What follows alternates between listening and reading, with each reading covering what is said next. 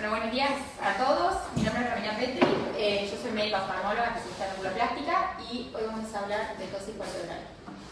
Los objetivos de la presentación va a ser un breve repaso de lo que es la anatomía palpebral, definir tosis palpebral, clasificar el tipo de tosis, explicar la evaluación clínica de las mismas y las alternativas terapéuticas. Entonces, repasando un poquito la anatomía del párpado, me pareció útil para comprender la tosis en sí que lo dividamos en lo que es el estudio de la porción supratarsal, es decir, por encima del tarso y por debajo del tarso. Si vemos las estructuras que hay por encima del tarso, el párpado superior va a estar compuesto por piel, músculo, tejido celular subcutáneo es prácticamente nulo a nivel del párpado, en algunos pacientes suele haber un poco, pero es prácticamente nulo. Vamos a tener después el septum, la grasa preaponeurótica, la aponeurosis del músculo elevador, el músculo de Müller y la conjuntiva. Ahora, si vamos a estudiar la porción por debajo del tarso, la vamos a dividir en dos lamelas. Una lamela anterior que está formada por lo que es piel y músculo y una lamela posterior que está formada por tarso y conjuntiva. Entonces, es importante también que tengamos en cuenta cuáles son los músculos que se consideran retractores del párpado superior. Y los músculos que se consideran retractores del párpado superior son el músculo frontal, que está inervado por el nervio facial, el músculo elevador del párpado superior, que está inervado por el tercer par, y el músculo de Müller, que tiene una inervación simpática. Entonces, ahora sí hablamos de lo que es tosis o blefarotosis, que como definición es la caída del párpado superior. Y la vamos a poder clasificar en congénita o adquirida. Dentro de las adquiridas vamos a tener distintas variables y una de ellas es la involucional o aponeurótica. También tenemos la tosis de origen neurogénico, miogénico, mecánico y traumático. Entonces, empecemos a hacer un breve repaso de lo que son las tosis adquiridas y vamos a empezar por la tosis aponeurótica o involucional.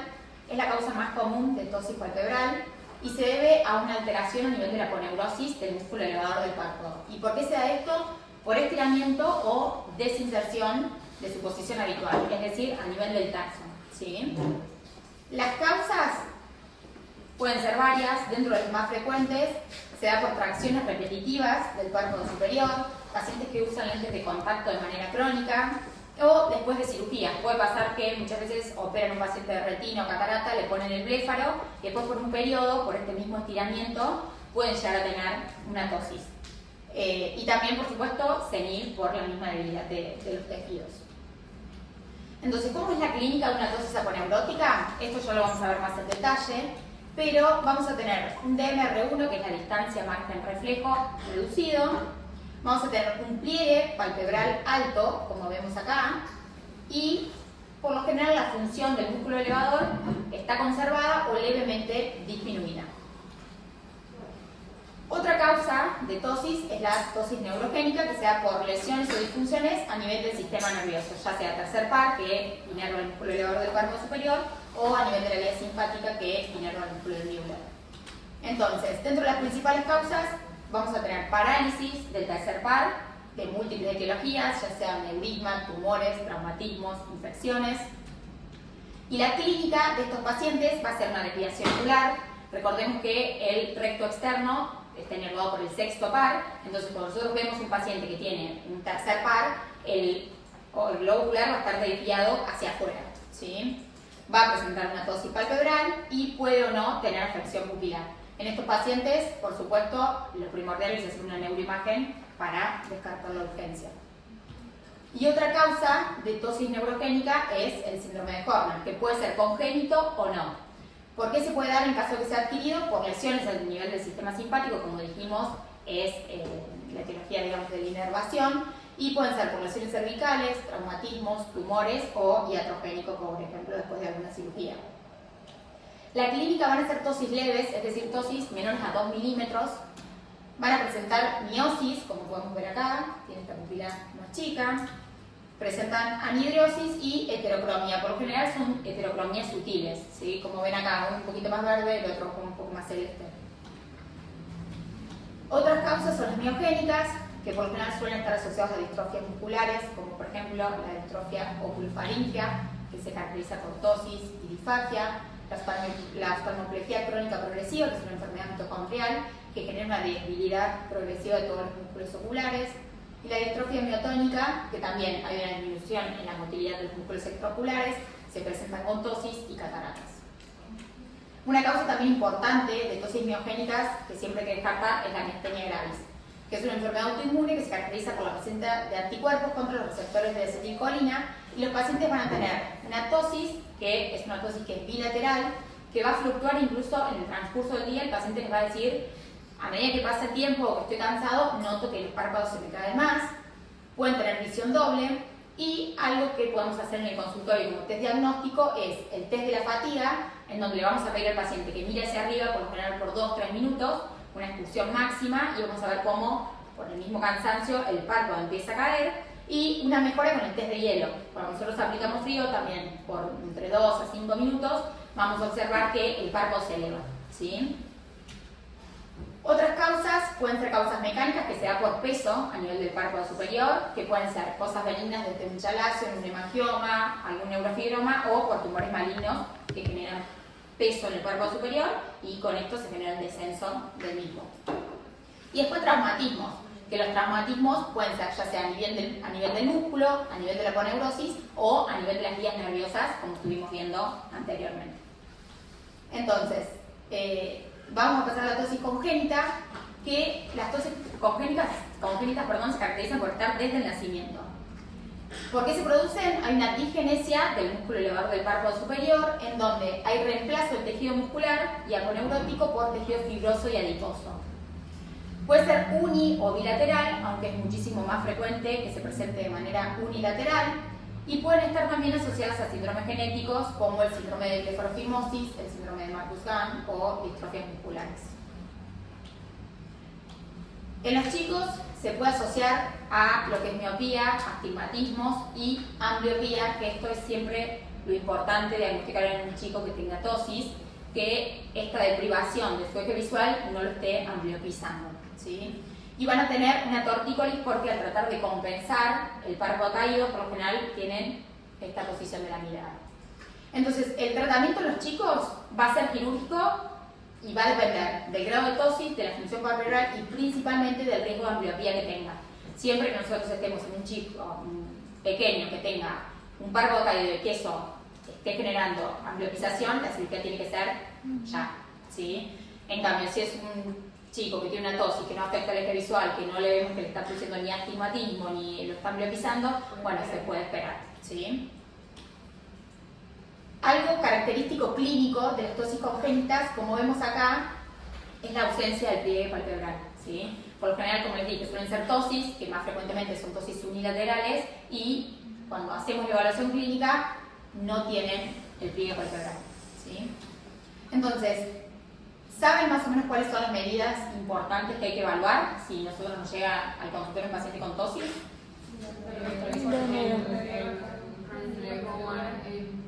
El DMR1. DMR1. La hendidura palpebral.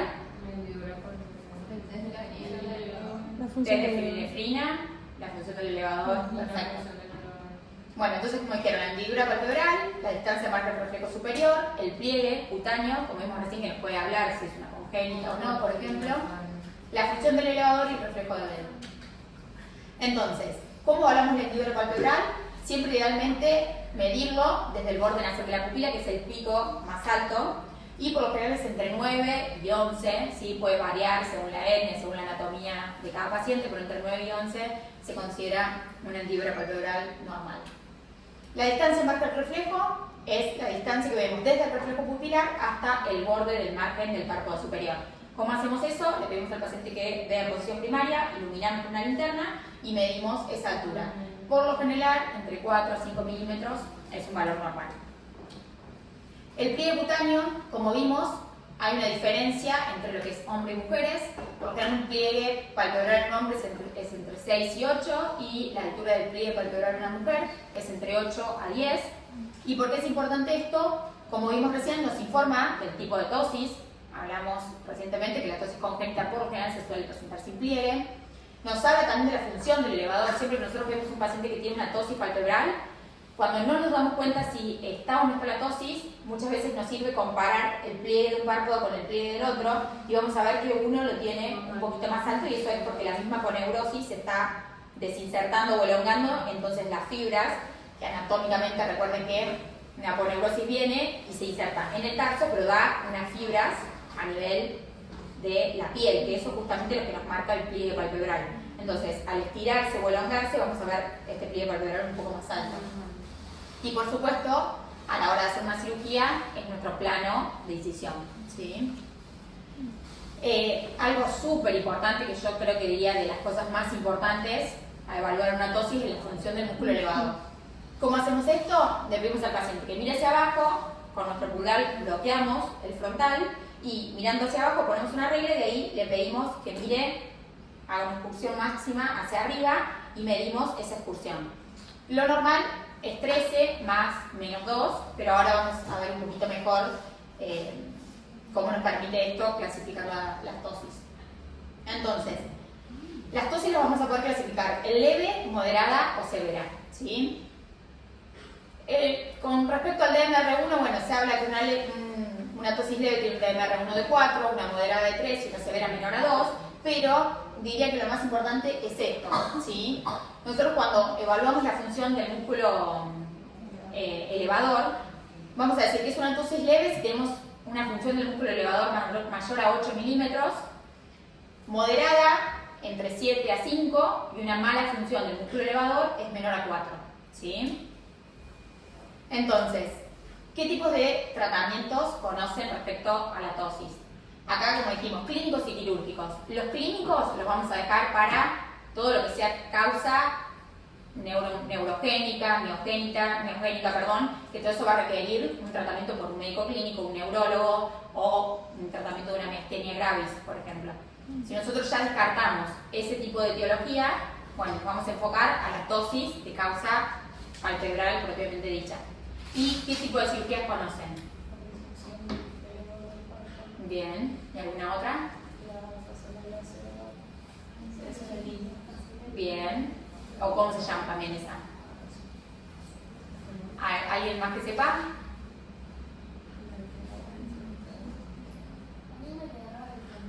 Suspensión frontal y falta una. Acá dijeron la reinserción de la aponeurosis del elevador, suspensión frontal y nos falta una.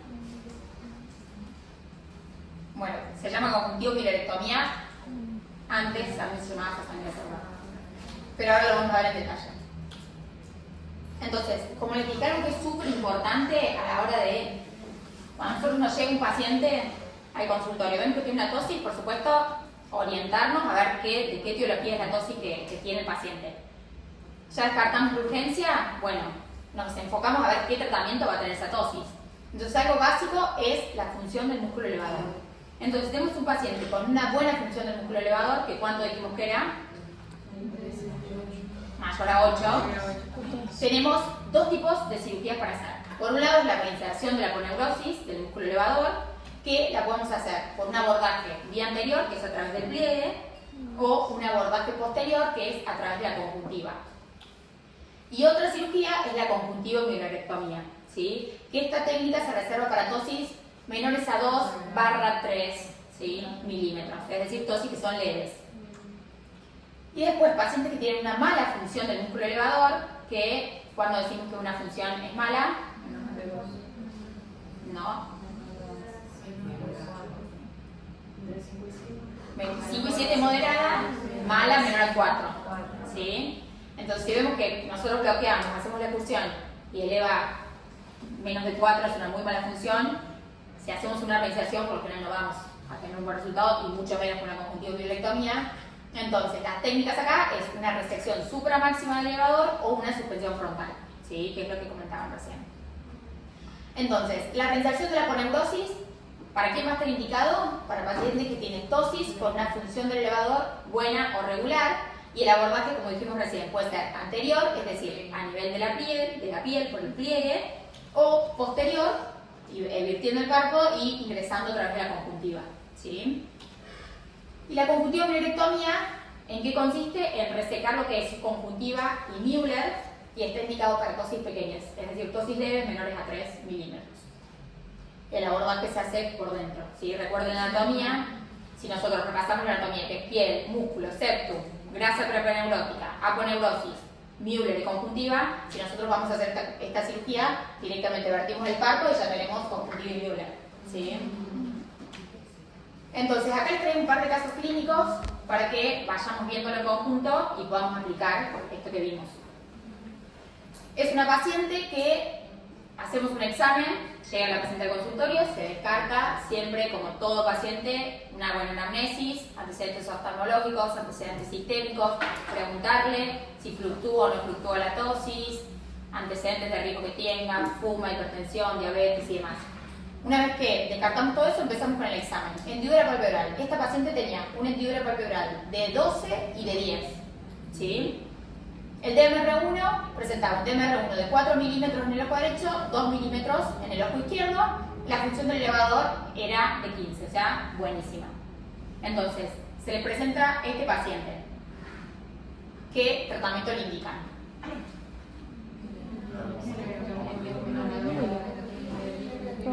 Conjuntivo Müllerectomía. Bueno, que algo que lo habían nombrado antes, que no se lo puse porque muchas veces es un poquito más un detalle. ¿Para qué nos sirve el test de la fenilefrina que alguien lo nombró? Para ver si el conjunto psicopático está en la nota. Perfecto. ¿Y cómo se hace? Inspirás la fenilefrina y esperás a ver si levanta más de 2 minutos. Perfecto. Bien. Y por lo general es un test, si bien, como les digo, nos orienta muchísimo para ver si nos sirve la conjuntiva Müllerectomía y también nos orienta mucho para que el paciente se vea y nosotros ver cómo va a quedar. Vos le decís al paciente, te hago esta cirugía y vas a quedar así porque realmente el párpado levanta. Actualmente, no se los puse, les repito porque era entrar mucho más en detalle, hay distintos artículos que hay evidencia científica que dice que responda o no responda al test de la fenilefrina. Muchas veces esta cirugía responde igual aunque el test de la fenilefrina sería negativo, ¿sí? ¿Por qué se dice eso? Porque en teoría, cuando nosotros hacemos la aplicatura y resecamos conjuntiva y Müller, también estaríamos generando un pliegue, digamos, indirecto de lo que es la aponeurosis del elevador. Entonces se habla que funcionaría igual. Pero a grandes rasgos, quédense con el concepto que si tenemos un test de la fenilefrina positivo, es que nos respondería bien a esta cirugía, ¿sí? Entonces, vamos a ver, porque yo les traje un video de la cirugía para que la puedan comprender un poquito, pero yo no sé si la vamos a poder ver. Sí, bueno. Bueno, este es un video que hicimos con la doctora Sin, que, como dijeron perfecto, la indicación fue una conjuntiva Müllerectomía, ¿sí? Entonces, ¿qué se hace primero? Marcamos el pliegue para ver dónde vamos a salir con las suturas, eso es un detalle. Infiltramos anestesia y le vamos a poner un punto de tracción. Vamos a poner un desmarres, este punto de tracción nos va a servir para generar una eversión del párpado y vamos a volver a infiltrar a nivel de la conjuntiva. Y lo que hacemos acá, que es importante, hay una regla que nos habla de un estimativo de lo que nosotros tenemos que resecar para lo que el resultado que queremos elevar, ¿sí? Entonces nos dice que si nosotros queremos elevar 1 milímetro, tenemos que resecar 4 milímetros de conjuntiva y Müller. Si queremos elevar 1.5, tenemos que resecar 6 milímetros. Y si queremos elevar 2 milímetros, tenemos que resecar 8 milímetros, ¿sí? Esa es una regla más o menos para cuantificar, porque capaz el paciente tiene una tosis leve de 1 milímetro, entonces decimos, bueno, resecando 4, yo ahí mejoro 1 milímetro. ¿Se entendió? ¿Sí? ¿Seguros? Sí. Ok, entonces, ¿cómo hacemos acá? Con un compás, en este caso, vamos a resecar 8 milímetros, pero ¿qué hacemos? Marcamos 4 con el compás, ¿sí? Entonces yo, desde el tarso hasta acá, marco 4 milímetros. ¿Por qué? Porque ahora, acá se marca indistinto, acá queremos levantar 2 milímetros, porque ven que tiene una diferencia de 2, entonces marcamos 8. Y ahí pasamos, esto se puede pasar una sutura, se puede pasar una aguja, o tener un ayudante que te esté generando una tracción, porque ahora aplicamos una Halsted, esto también hay una pinza que se llama pinza de Puterman, que es más específico, pero por lo general no mucha gente la tiene. Entonces una halter se clampea, entonces ahí ya estamos resecando 8, porque marcamos la mitad, lo elevamos y clampeamos, ¿sí? Entonces al clampear estamos sacando ya los 8 milímetros, ¿se entiende? Por eso se marcan 4, porque hace 4, se estira, apretar con la halter para lograr el clamp y ahí son 8, porque quedan 4 por delante y 4 por detrás, ¿se entiende?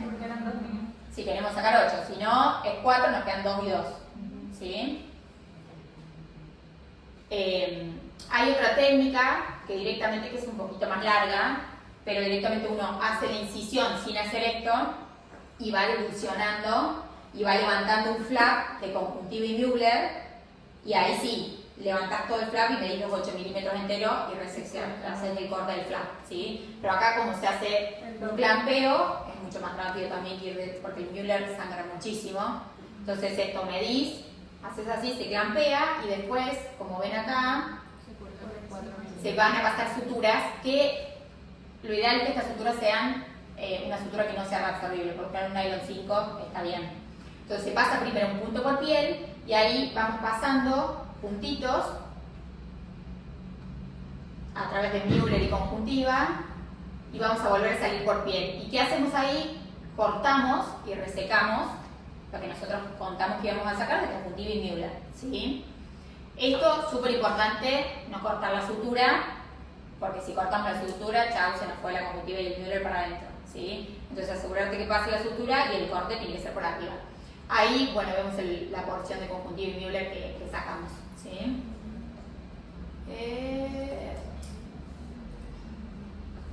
Entonces, este fue el postoperatorio inmediato de nuestra paciente, que como bien dijeron, hicimos una conjuntiva minerectomía. Acá tiene todavía el moretón, pero ven cómo mejoramos la simetría con una tosis chiquitita, ¿sí? Vamos a ver, este caso era una paciente que presentaba una hendidura palpebral de 7 y 8. El DMR1 era de 1 y de 2 milímetros con una buena función del elevador, de 13. Acá a esta paciente se le presenta al consultorio, ¿qué le plantean? Una reinserción de la aponeurosis. ¿Alguien piensa alguna otra cosa? ¿No? Bueno, vamos a ver entonces este videito.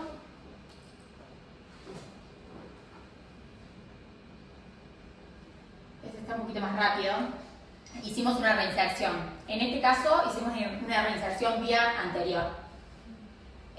Esto no se los puse en la clase porque también es un detalle, pero la reinserción de la aponeurosis, ya sea por vía anterior o vía posterior, el resultado es el mismo, ¿sí? No es que un paciente tiene una indicación y otro paciente tiene la otra. Son dos abordajes para la misma cirugía. ¿Cuál es la ventaja del abordaje posterior? Es que no es necesario cortar la piel. Entonces, no sé, por ejemplo, si un paciente hay que hacerle una cirugía de blefaroplastia, bueno, vos ya cortaste, ya tenés la incisión y haces este abordaje. Ahora, si es un paciente que vos no querés hacer una incisión, haces el abordaje interno y no le dejas una cicatriz, ¿sí? Básicamente es eso. Pero la función es la misma, se puede hacer por anterior o por vía posterior, el resultado va a ser el mismo. Sí, hay algunos artículos que te hablan que el abordaje posterior uno tiene un resultado un poquito más estético porque suele generar menos pico, ¿sí? Porque nosotros cuando pasamos la sutura, ¿alguno hizo alguna vez una cirugía de tosis? ¿No? Cuando nosotros pasamos la sutura, este abordaje, por lo general, hay pacientes que en el sitio donde uno pasó la sutura suele quedar como una carpita, un piquito. Entonces algunos artículos hablan que por vía posterior la incidencia de ese pico es un poco más baja. Pero abordaje anterior o posterior tiene la misma indicación, ¿sí? Entonces, ¿qué hacemos acá en esta cirugía? Hacemos una incisión a nivel de la piel y en este caso con la tijera hueco o con el electro como deseen, se expone la placa tarsal, ¿sí? Que, voy a hablar un poquito más acá.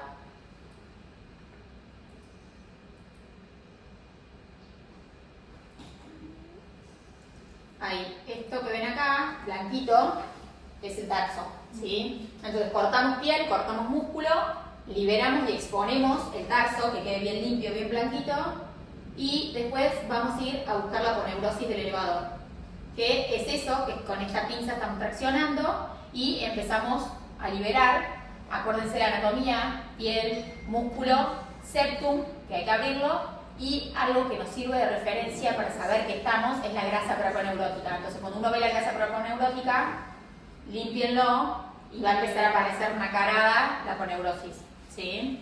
Entonces, el reparo quirúrgico es la grasa preaponeurótica, porque después de que uno ya hace muchas de estas cirugías, ya te das cuenta, pero al principio cuando empezás, cortás y sangre y vos ves, esto es todo rosa, todo el mismo color, no te das cuenta qué es músculo, qué es piel, qué es músculo orbicular o qué es músculo elevador, ¿sí? Entonces, un reparo quirúrgico es la grasa preaponeurótica, ¿sí? Entonces, una vez que vamos liberando, que encontramos la grasa preaponeurótica, ahí esto que estamos teniendo en carpita es la aponeurosis. Con respecto al tipo de sutura a utilizar para esto, se puede hacer con suturas reabsorbibles o con suturas no reabsorbibles. Es indistinto y según la preferencia de cada cirujano. Últimamente salió un artículo que comparaba pacientes que habían hecho una cirugía de reinserción de aponeurosis con sutura reabsorbible versus no reabsorbible, y lo comparaban en 2 años. Y vieron que, porque cuando nosotros ponemos una sutura reabsorbible, un Vicryl te va a durar 3 meses, ¿sí? ¿Cómo hacemos nosotros para que eso quede pegado? Por la fibrosis que generó, ¿sí? Por la cicatrización que genera fibrosis, entonces eso se vuelve a adherir el tejido. Este artículo comparaba pacientes que se habían operado con sutura reabsorbible y no reabsorbible, y habían visto que, en teoría, pacientes que se operaban con suturas no reabsorbibles, a los 2 años, esa cicatriz que se había creado se había vuelto a elongar, ¿sí? Es decir, se había vuelto a estirar el tejido. Entonces, nada, recomendaban suturas no reabsorbibles, pero se puede utilizar los dos, ¿sí? Ya sea Vicryl o algún nylon. Entonces, ahí vamos a pasar la sutura por la aponeurosis y acá lo vamos a fijar al tarso, que es eso que están viendo ahí. Ese punto está pasando horizontal por tarso. Acá siempre es importante vertir el párpado y ver que la sutura no sea transfixiante, porque si no, el paciente al día siguiente de una úlcera de la córnea. Entonces, la sutura no tiene que ser de espesor completo, volvemos a pasar por la aponeurosis y ahí se anuda y directamente se cierra piel, ¿sí? Acá el punto es: liberamos, buscamos tarso, buscamos aponeurosis, tarso, volvemos a aponeurosis y hacemos un moñito, ¿sí? Y ahí después ya se cierra piel. Si estos casos se hacen con una sedación y anestesia local, entonces, a diferencia de la conjuntiva milorectomía, la conjuntiva milorectomía tiene un resultado predecible. Entonces, yo le hago la cirugía al paciente y no lo tengo que estar sentando intraoperatoriamente para ver la altura del párpado. Le hice la cirugía y se fue a su casa. En cambio, en esta cirugía, y tengan en cuenta también que los músculos funcionan del párpado como una polea, muchas veces cuando nosotros levantamos un párpado puede caer el otro.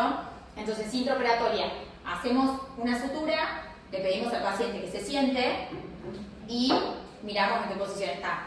Muchas veces cuando nosotros evaluamos eso, vemos que el otro párpado cayó, entonces hay que intervenir el otro párpado a pesar de que no tenga la tosis, ¿sí? Eso es intraoperatorio, por eso siempre es importante, una vez que yo hago la reinserción de la aponeurosis, evaluar intraoperatoriamente a qué altura me quedó, ¿sí? Y si vemos que están simétricos, que está a buena altura, que el otro párpado no cayó, listo, se cierra bien.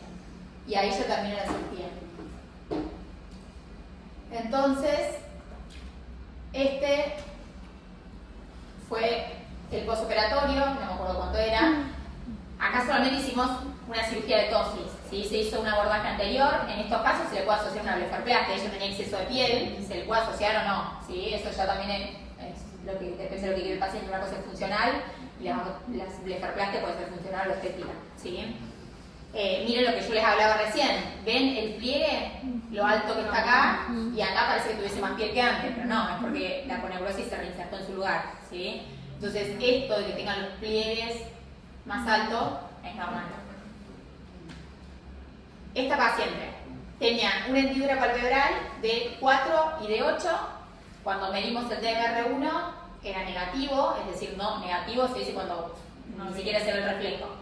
Y del otro era de 3 milímetros, con una función del elevador de 10 y de 13. Acá, ¿qué harían?